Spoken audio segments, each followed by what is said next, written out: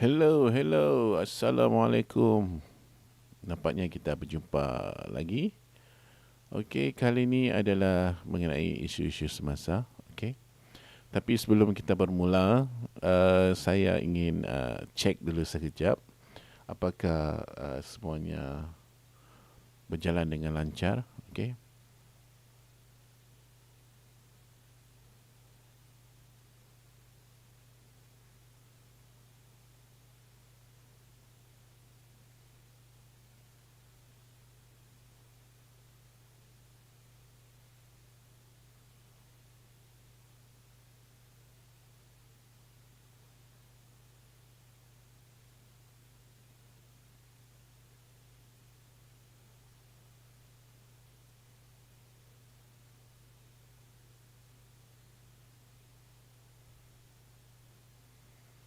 Okey. Kita cek lagi sebelum kita bermula. Okey, kita nak share dulu apa ni?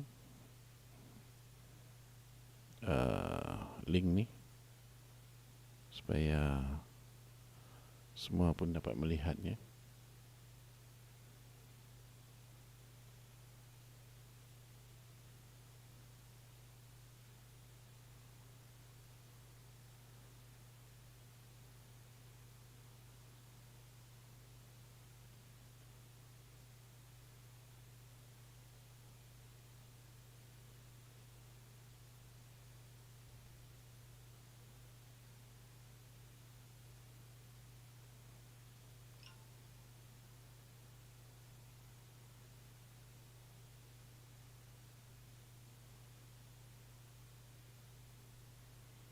Okay, so far so good.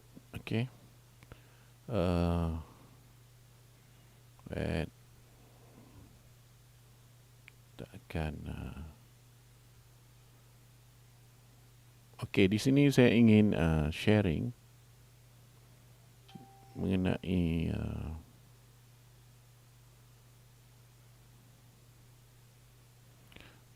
isu semasa. Okay. Di mana saya dapati ada satu video yang begitu amat menarik sekali untuk saya share kepada semua. Okay. Di mana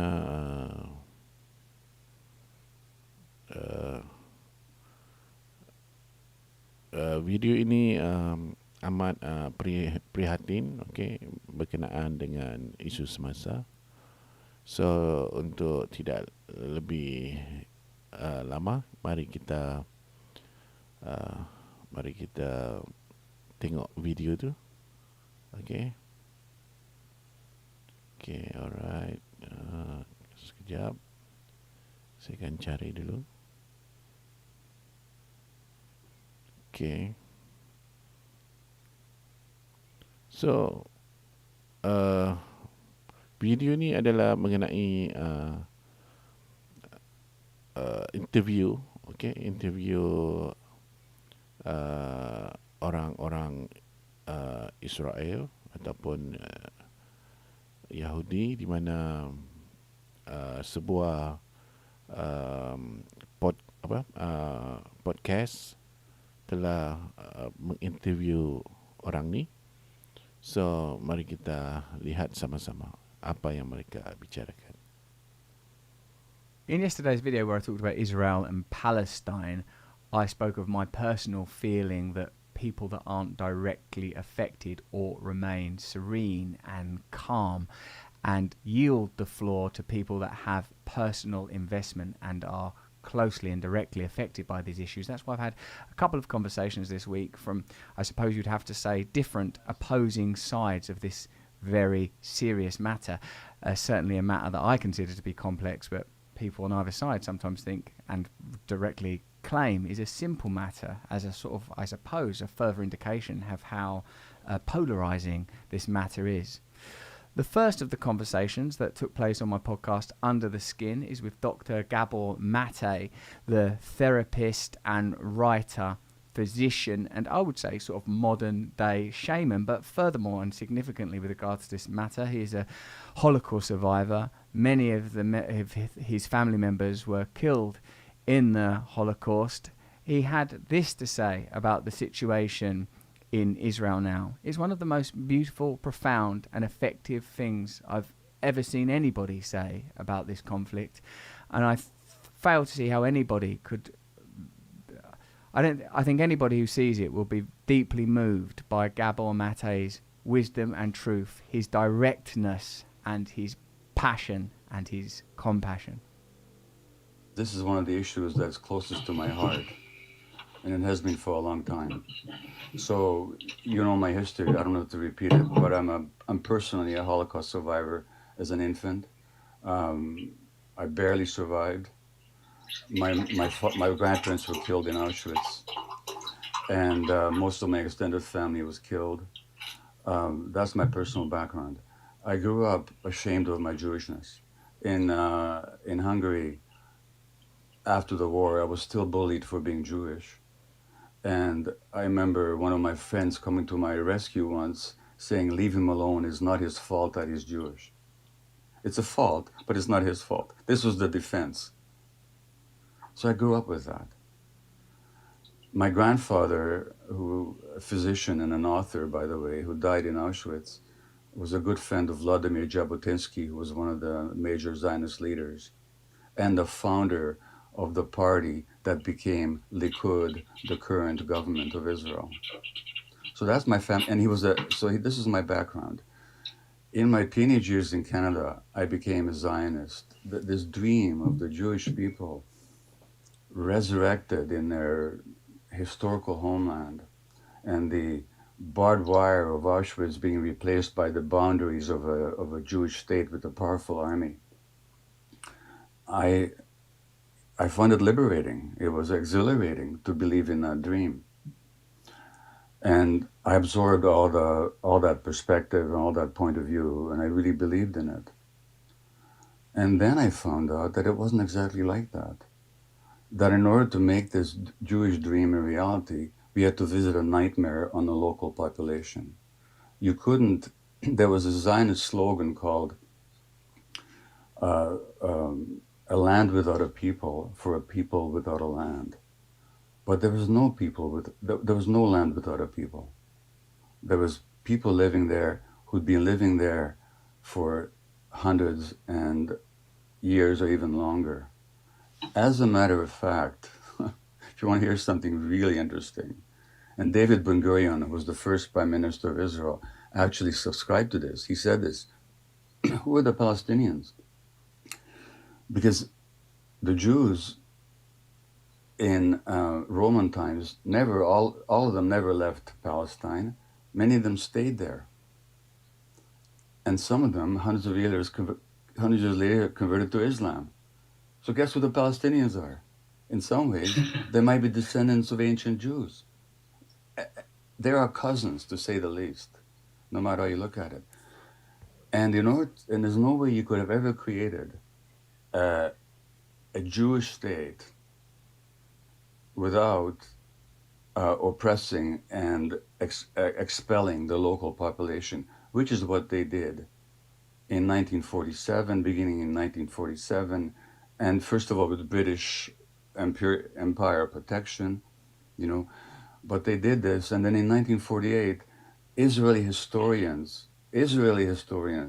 Israeli historians, have shown without a doubt that the expulsion of the Palestinians was persistent, it was pervasive, it was cruel, it was murderous, and with deliberate attempt.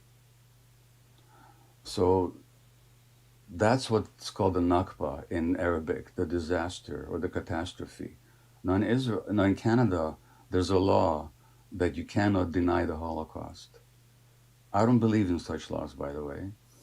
But in Israel, you're not allowed to mention the Nakba, even though it was at the very basis of the foundation of the state. So once I became aware of all this, I was, okay, well, yeah, we created this beautiful dream, but we imposed a nightmare on somebody else. And then I visited the occupied territories, Russell, during the first Intifada. I cried every day for 2 weeks at what I saw.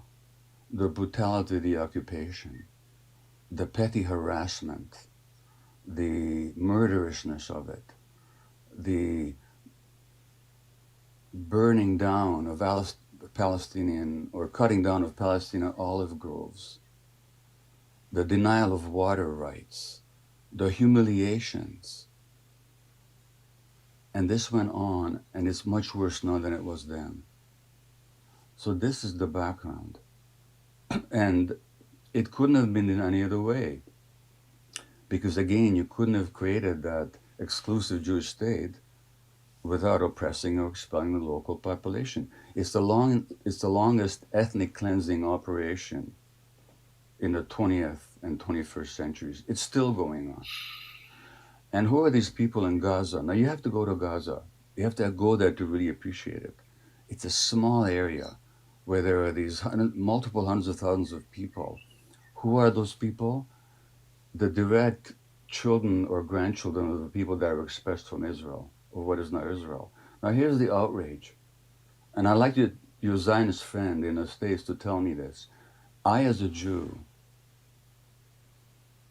I could land in Tel Aviv tomorrow and demand citizenship under the law of the right of return.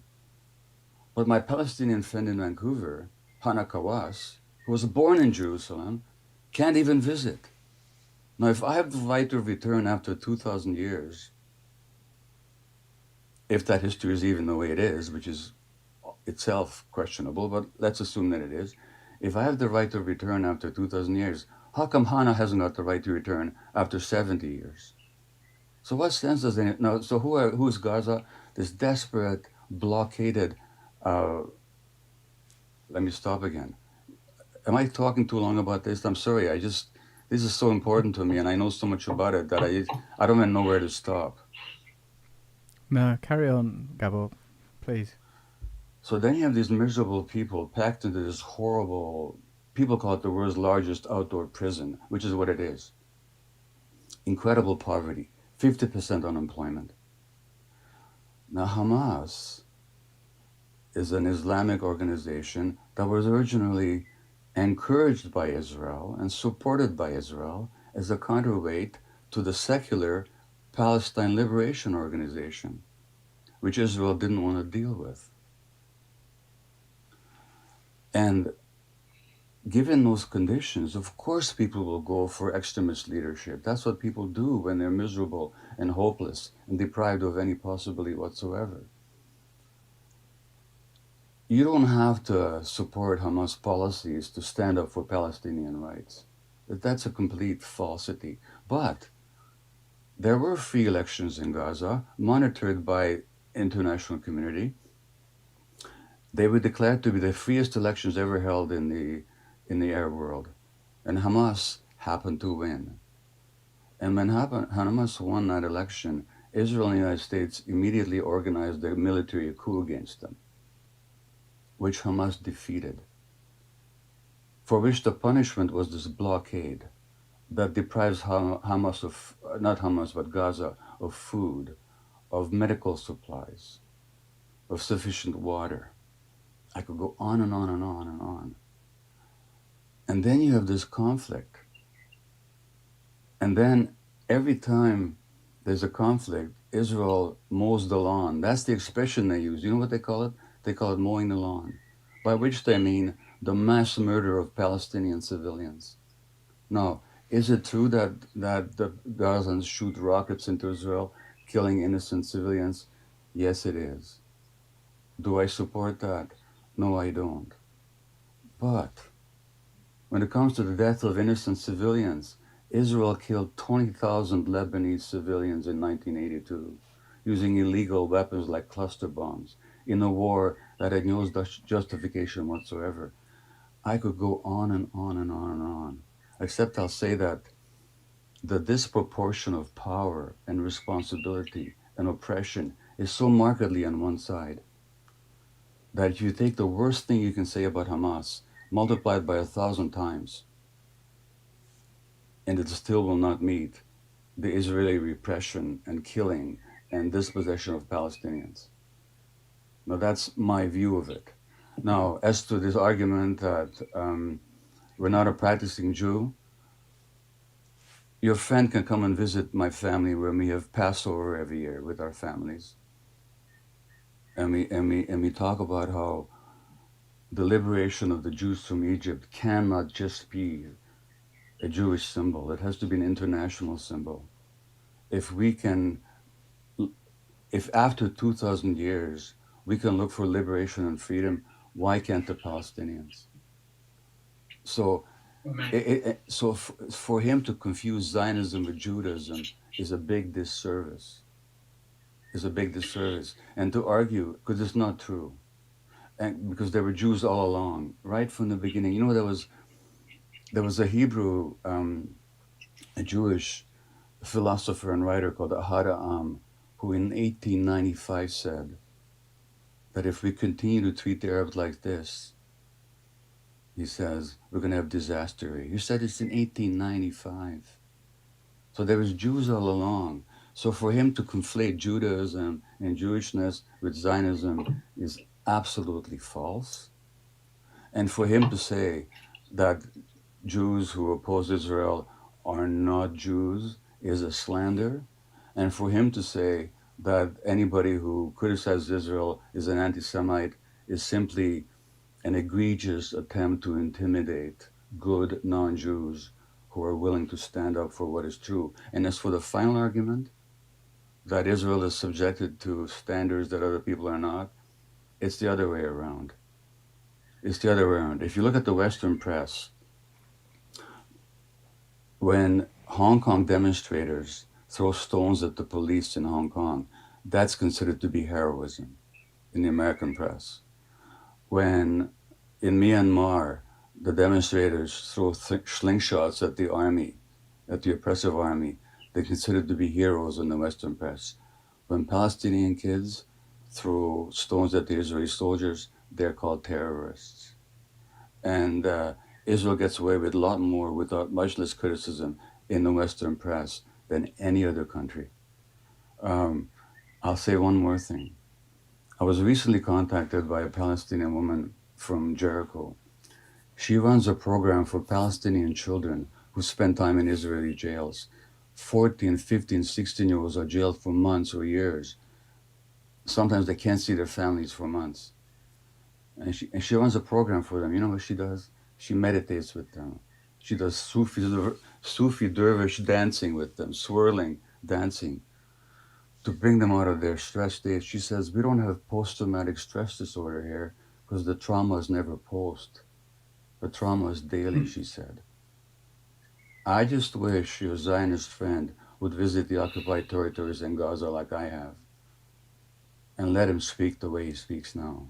If he's got any ounce of humanity left, he would cry like I did for 2 weeks when I was there. Do you remember who Albert Speer was? Yeah, the architect for the Nazis. Exactly. So Speer was a Nazi armaments minister and economics minister and Hitler's personal architect, you know. And he was a war criminal and condemned as such. And he wasn't executed, he spent 40 years in Spandau prison after the war. And he had kind of a transformation. And I read his autobiography. And he said, he was often asked, what did you know? And he said, what I knew wasn't the right question.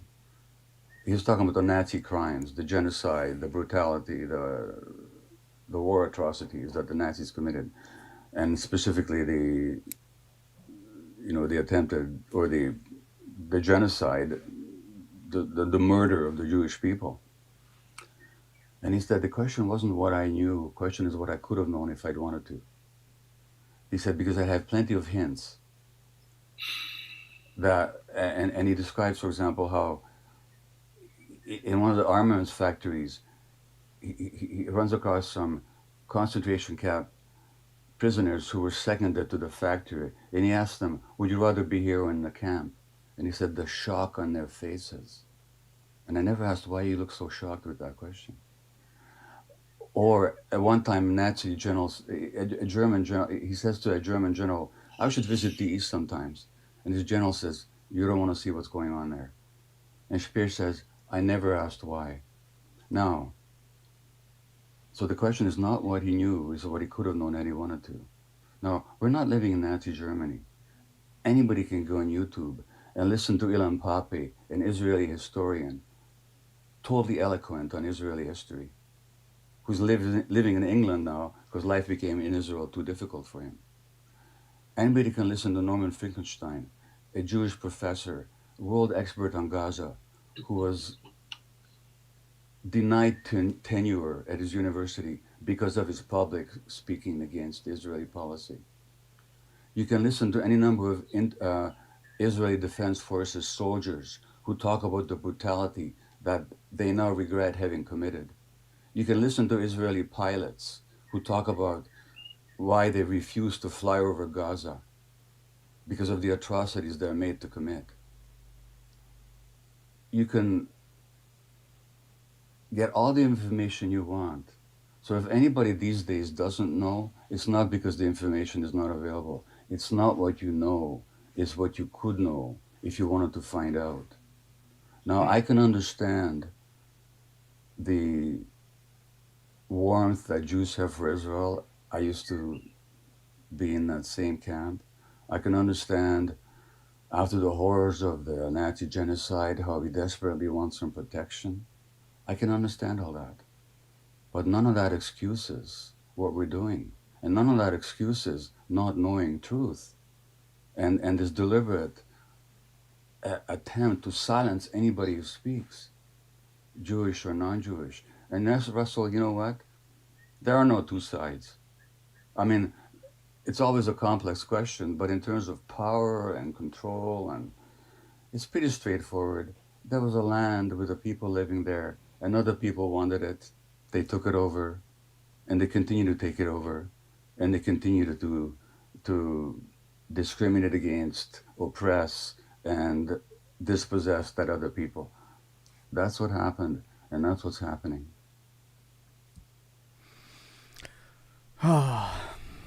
Gabor, you magnificent man. And I really wish that non-Jews of goodwill would stand up against the calumny and not be intimidated by this charge of anti-Semitism. I really wish that. And you know what? It's not a question of being pro-Palestinian. I'm not pro-Palestinian. I'm pro-truth. And ultimately, I think what's going on right now is going to be a disaster for Israelis in the long term, because this cannot be sustained. It cannot be sustained. And so I think, and there's a lot of good people in Israel who feel exactly the same way that I do. So it's not a question of being pro-Palestinian. It's a question of, are you in favor of justice and liberty and freedom and truth, or are you not?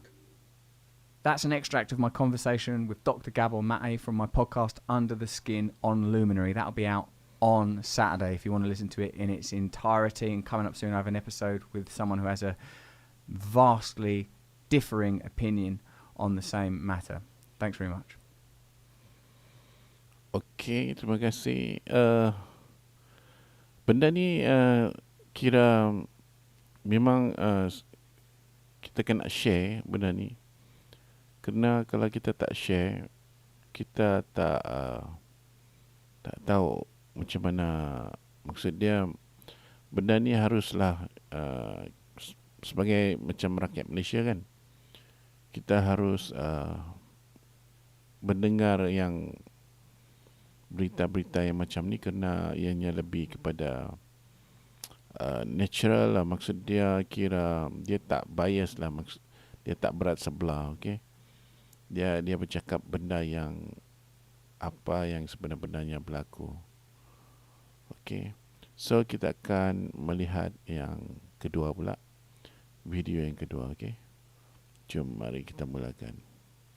Kali ini berkenaan dengan yang tadi tu adalah berkenaan mengenai dengan Israel Palestine. Okay, so mereka membicarakan bagaimana pengalaman yang tadi tu. So di mana dia telah bercakap mengenai di mana pengalaman dia pernah pergi Gaza selama 2 minggu. So dia menangis dalam masa 2 minggu tu. Dalam masa 2 minggu tu dia menangis kerana sedih melihat keadaan sebenar apa yang berlaku di Gaza. So seterusnya kita akan melihat video ini di mana mereka bercakap tentang media dekat luar negara lah. Okay. So mari kita lihat. You're a well-known anchor at a major American news network covering an ongoing story about an allied country engaged in a military assault against a population. Okay, kali ini kita akan melihat bagaimana media-media dekat luar mereka di mana mereka lebih kepada berat sebelah, okay? In a territory it illegally occupies. In the midst of this, a story breaks that your allies' military has now bombed a building that houses journalists. Is your reaction going to be dismay, condemnations, demands that journalists and other civilians be protected?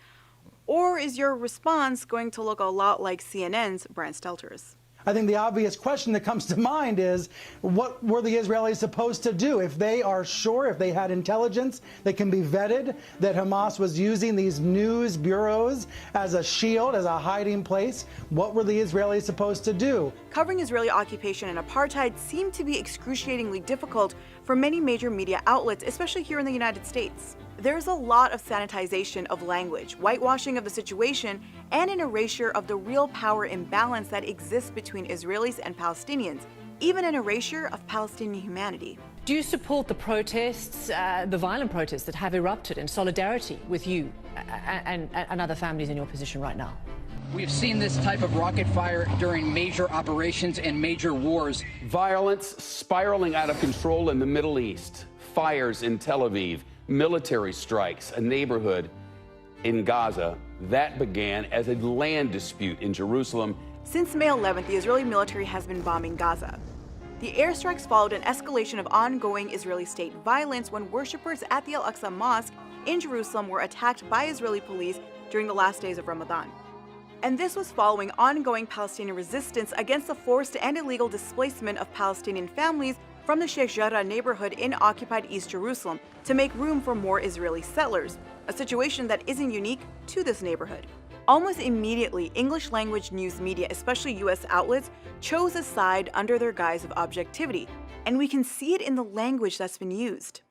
State-sponsored illegal forced displacement became evictions, something Mohammed Al-Kurd, a resident and writer from Sheikh Jarrah, called out on CNN. To start, it's not really an eviction, it's forced ethnic displacement, to be accurate, because an eviction implies legal authority, while the Israeli occupation has no legitimate jurisdiction over the eastern parts of occupied Jerusalem under international law. Israeli police attacks on Palestinian Muslim worshippers at the Al-Aqsa Mosque became tensions or clashes, a term which not only erases the genesis of the violence an occupying state force inflicts on the people it occupies, but also obscures the power imbalance between Israelis and Palestinians. A decades-long Israeli occupation of Palestine and a now recognized system of apartheid becomes a conflict, another term which presents the occupier and the occupied as equals. The Israeli military assault on Gaza, which at the time of filming this has claimed over 230 Palestinian lives, becomes a war between a heavily armed country and the people living on a tiny strip of land that it occupies. And if the war isn't with Gaza, then the war is with Hamas, whose military wing is up against one of the world's most technologically advanced and well-funded militaries, which is also the only country in the region with nuclear capabilities. And I'll throw it to John Oliver to quickly explain why Hamas rockets and Israeli bombs just don't make for a meeting of equals. The use of the phrase tit-for-tat war in a conflict where you just pointed out one side has suffered over 10 times the casualties. Something which speaks to both the severe power imbalance at play here and how that often gets obscured by how we choose to talk about it. In addition to sanitized language, there is also the passive voice, which suddenly becomes dominant in an industry where that's a big grammatical no-no. Palestinians aren't killed by Israeli bombs. They die. Israelis, however, are killed. Buildings aren't destroyed by Israeli airstrikes. They collapse after Israeli airstrikes. And mainstream coverage, even when it's good, like the Last Week Tonight segment, still often presents current events devoid of 7 decades of context. The recent events in Jerusalem can't simply be reduced to a flare-up or an escalation. Describing these events in this way and demanding a restoration of calm, whatever that means, diminishes the greatest act of violence that is inflicted on Palestinians on a daily basis: the occupation. All coverage and context needs to go back to that. Sheikh Jarrah does not exist in and of itself. It exists in the context of 7 decades of settler colonialism, whose purpose has been the dispossession and subjugation of the indigenous population. Attacks on Al-Aqsa don't exist in and of themselves, but are part and parcel of a long-existing Israeli strategy to dismantle and discourage Palestinian mass gatherings. This is especially true in this particular case, when the attack followed protests against the continuing state-backed Judaicization of Jerusalem by forcing out the Palestinian population. And we can't talk about the West Bank without talking about how, among almost 3 million Palestinians, there are more than 700,000 illegal Israeli settlers. We can't talk about Jerusalem without pointing out how the Israeli-controlled city has a policy of keeping the ratio of Palestinians to Israeli Jews 40-60. That's an official policy to ensure Jewish dominance of the city. And then Gaza? We can't talk about Gaza without mentioning that it's a small strip of land the size of Detroit, home to 2 million Palestinians. There is no official border that demarcates it, and it's under siege from Israel by land, air, and water. Of the 2 million Palestinians in Gaza, 1.4 million are refugees who were expelled from or fled their homes due to the ethnic cleansing campaign carried out by Jewish militias before Israel's creation in 1948. These refugees, like all Palestinian refugees, were blocked by Israel from ever returning to their homes despite the United Nations demanding that they be allowed to. Now, American mainstream coverage of Israel, of occupied Palestine, isn't surprising when we look at how closely aligned the media establishment is with not only the American government, but its foreign policy interests. It's the same reason that this happened, that the American mainstream uncritically reported and amplified an Israeli strategy to make Hamas think that the military was going to do a ground invasion. And Israeli and pro-Israeli voices and perspectives dominate cable news shows and even daytime shows, despite the vast amount of Palestinian commentators available. Do the Palestinians, even though they don't have a state, do they have the right to defend themselves? What do you mean? They have the right to defend themselves from who? We are not attacking Palestinians. What we have here is a terrorist organization, Hamas, on one side, and our ally, democratic ally, Israel on the other side, and therefore we have a responsibility to support Israel and its right to defend itself. And it's not surprising that the New York Times, the leading newspaper of record, continues to use language and reporting which, at best, equalizes Palestinian and Israeli violence and suffering, and at worst, dehumanizes Palestinians. Since 1984, every New York Times Jerusalem bureau chief has lived in a West Jerusalem home that was ethnically cleansed of its inhabitants during the Nakba, which is what Palestinians call what happened in 1948. And the Times also has had staff and reporters covering the occupation in various capacities who have children who served in the IDF. How many Palestinian Jerusalem bureau chiefs has the Times had? How many Palestinian staff reporters does it have on the ground? Or how many Palestinian ground reporters does any other major American newspaper or cable outlet have on the ground? Now, everything that I just laid out might make the situation seem so incredibly dire, but this time there has been a bit of a shift. This is a war crime. This is ethnic cleansing. You know, they can do all their propaganda and say that this is a private land dispute, but it doesn't take much looking at the history of this country and seeing how this country came about. It came about by stealing people's homes and stealing people's lands and destroying people's villages. Palestinians are, at best, third-class citizens in the nation of their birth. The idea that it's even remotely controversial to call what Israel has imposed on Palestinians a form of apartheid is laughable. United Jerusalem is a city that is a success story and will continue to be so. Okay, well, according to Israeli reports, only 7% of the building permits issued in Jerusalem over the past few years have gone to Palestinians. They make up 40% of the city's population. What we need is more than the cessation of violence. We need sanctions against Israel in order to put pressure on one of our time's apartheid regimes. For the record, destroying a civilian residence sure seems like a war crime, regardless of whether you send a courtesy heads-up text. Bolstered by the recent Human Rights Watch report, which supports what Palestinians have said for decades, terms like apartheid and ethnic cleansing have made it into the mainstream. And while there is a long way to go to significantly shift the narrative into one which doesn't give equal time, space, and moral footing to the occupied and the occupier, there are some suggestions that we are witnessing a change. And there is a part of me that wonders, in addition to the rising tide of progressive politics, how much of a role did the reckoning over racism in the US media last summer following the George Floyd protests have to play in some of these changes? What we're seeing today is that Israel's structural racism and violence are no longer deniable. And both those who watch the news and those who make the news are boldly challenging the media and political establishment to call out Israeli apartheid and to stop protecting it and enabling it. So in the midst of filming this, we actually saw a leak of an internal CNN memo that said that the Ministry of Health in Gaza should be referred to as the Hamas-run Ministry of Health. Can't make this up. Thanks so much for watching. Stay tuned because we here at AJ Plus are working on a new show called Backspace, which does a lot more of this, media critique. We'll see you guys soon. You're a well-known anchor at a major American news network.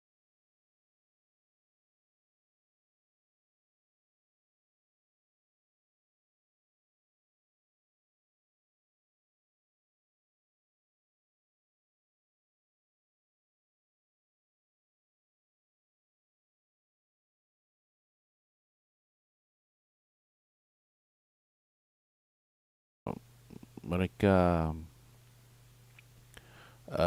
begitu berat sebelah, okey, di mana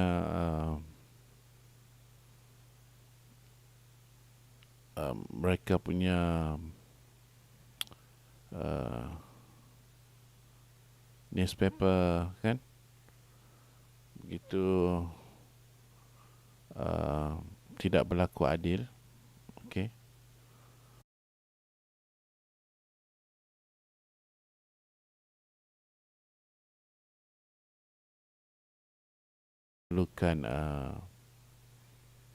Memerlukan keadilan. Okay. So saya harap dengan perkongsian ini dapat memberi manfaat kepada anda semua. Selamat malam. Selamat malam.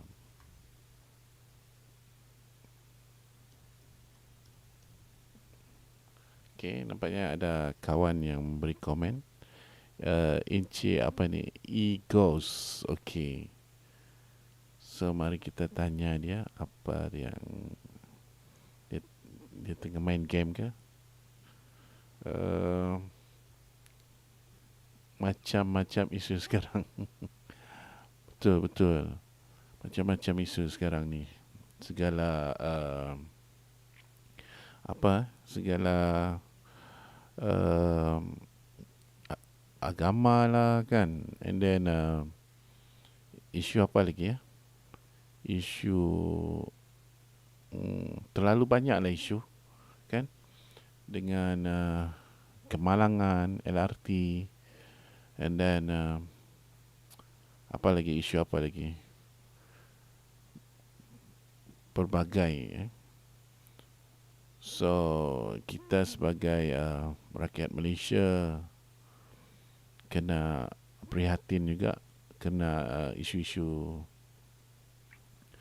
semasa ni, kira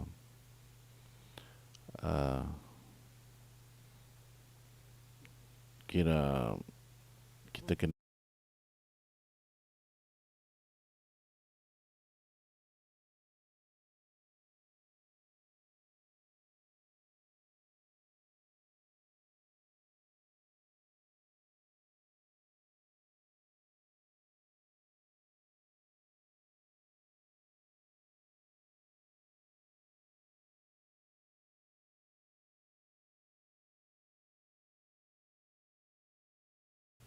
vaksin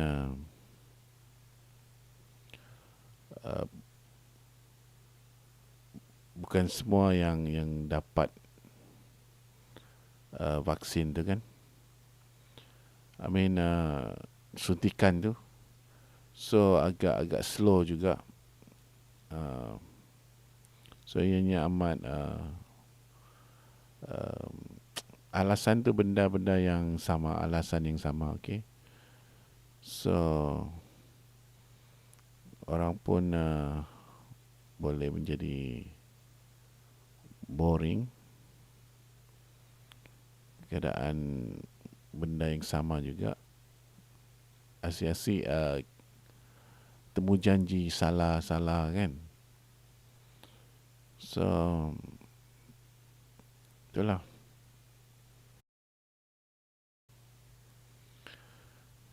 So Inci egos, okay. Apa program malam ni? Ada buat live ke?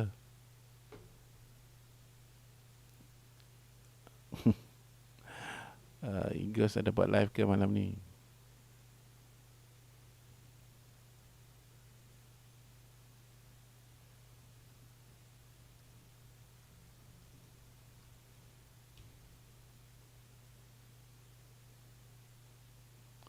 Orang makin rimas sebab benda sama. Ya, betul juga. Kira orang makin lama makin rimas juga keadaan sekarang. Okey, bermakna kita 31 satu hari bulan kita dah lockdown. Oh, tak ada live ya. Jadi DJ. Tak ada live. Okey, jadi DJ. Ya, betul-betul. Kira dengan keadaan norma baru ni, kita kena belajar benda-benda begini ni online podcast and then live. Pasal keadaan sekarang dah berubah kan. Dia ada norma baru. So di mana kita kena belajar menggunakan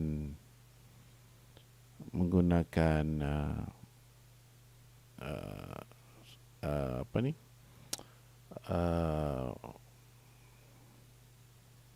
Belajar menggunakan segala online apa ni. Pasal kalau kita tak guna benda ni, kita akan ketinggalan. Okay, kita akan ketinggalan. So mau tak mau kita terpaksa lah mempelajarinya. Okay, so untuk PKP ni harap-harap semua rakyat Malaysia bolehlah membeli barang-barang. Okay, jangan, kalau boleh elakkan daripada pergi sekali. Elakkan daripada pergi ke mall beramai-ramai. Okay, jangan sekali pergi beramai-ramai ke mall.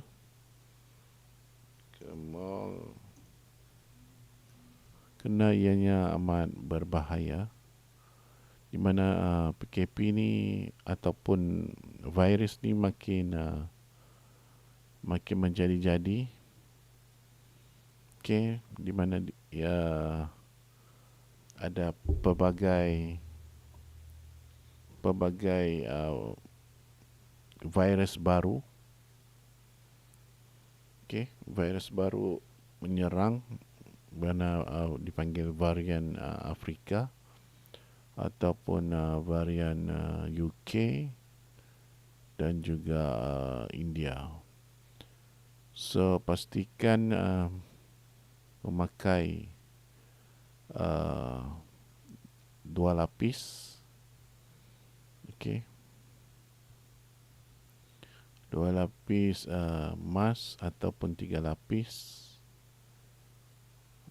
Okay. So kita haruslah tahu untuk waktu mana yang sesuai. Okay. Dan kita cuba elakkan daripada, kalau nak shopping, elakkan daripada pergi tempat yang terlalu ramai. Okay, cegah. Kita haruslah mencegah. Takut nanti kluster shopping kan. And then cuba penjarakan. Kita kena penjarakan harus kita jaga betul-betul. Okay, benda ni kita kena elak daripada berdekatan. So apapun, selamat menonton rancangan ini. Okay, semoga kita jumpa lagi di lain waktu.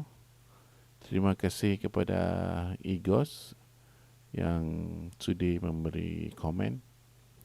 So kita jumpa lagi di lain hari. Okay, bye-bye. Terima kasih.